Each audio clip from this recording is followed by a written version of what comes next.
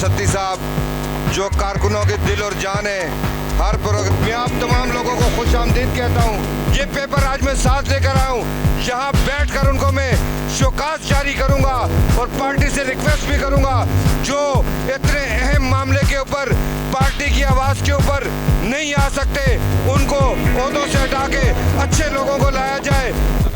इंशाल्लाह people party Bilawal Bhutto के साथ रहेंगे और शाना बशाना चलेंगे।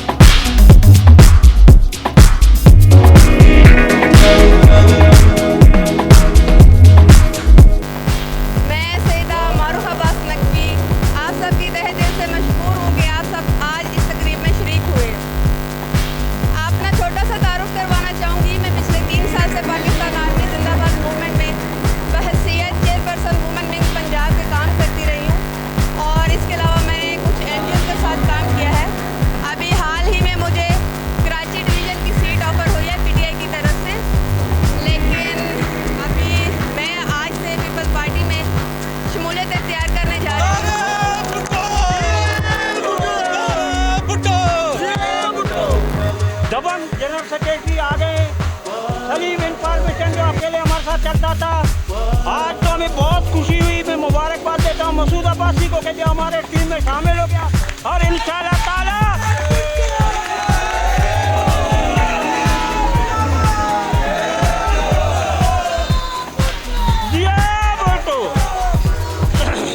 ये भुट्टो